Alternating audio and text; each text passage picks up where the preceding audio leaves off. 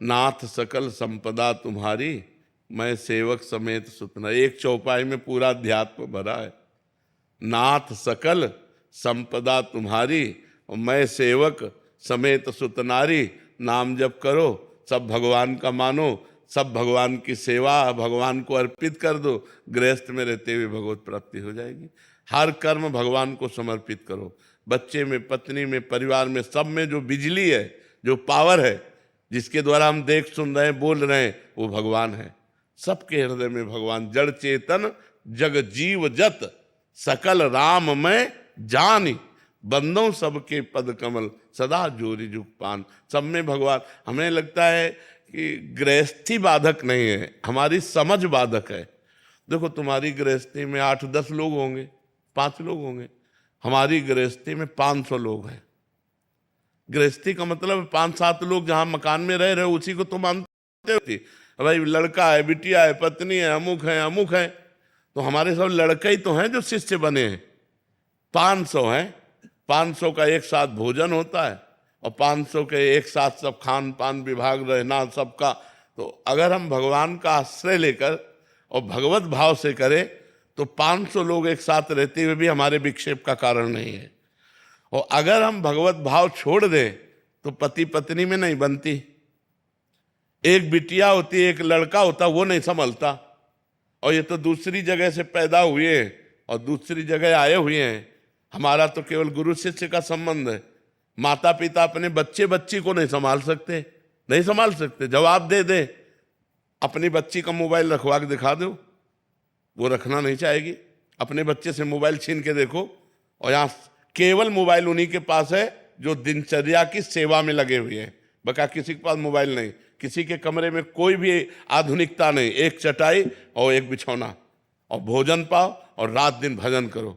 सब नौजवान हैं, मतलब 15 से लेकर के 35-40 तक के सब हैं। हम ना टेंशन में है, ना ये टेंशन में है। सबको है कि ये लोग, इनको है कि महाराज जी, और हमें है कि महारानी जी। तो कोई टेंशन में नहीं। अच्छा, अब अपने घर में आप टेंशन में हो, ये समस्या है। अपने घर में आप टेंशन में हो कि यार कैसे चलेगा, क्योंकि आपको चलाना है ना। अगर यही बात आप एक चौपाई में हम पूरा उत्तर दे दिए थे कि नाथ सकल संपदा तुम्हारी, मैं सेवक समेत सुतनारी, अभी आनंद आ जाए कि जथा लाभ संतोष सदा काहो सो कछु न चाहूंगो। जैसे प्रभु चाहो वैसे रखो, मैं आपका दास हूँ और ये सब आपका परिवार है। और मेहनत करके नमक रोटी खाओ, उसी में आनंद आने लगेगा। अभी भक्ति का रंग आ जाएगा। पर इतना चिंतन बदल गया।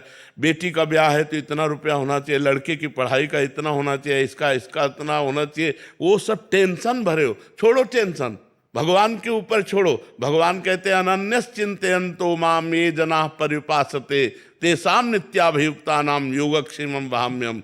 जो मेरा अनन्य चिंतन करता है उसके योगक्षेम का वहन मैं करता हूँ। अगर अपना भरोसा परमात्मा में लग जाए तो आप कह सकते हो कि आप बाबा जी हो।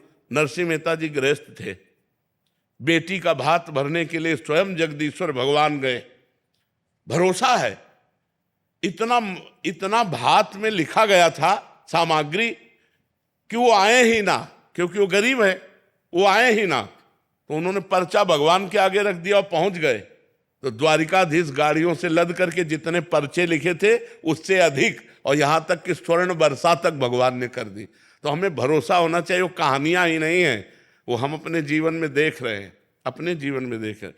जहां हम मांग करके खाते तो कई कई दिन भूखे रहते, पर आज भगवान के भरोसे में है तो 500 लोगों की व्यवस्था होती। तो हमें लगता है गृहस्थी हमको परेशान करने वाली नहीं, हमारा चिंतन हमको परेशान कर रहा है। यदि हम ये चिंतन में भगवान का नाम बैठा लें और विश्वास कर लें तो पक्का समझो, अपने खेने का भरोसा रखोगे तो डूब सकती है, लेकिन फेंक दो हरि शरणम, अब मरूंगा भगवान मार दो, तो पक्का ऐसी लहर आएगी।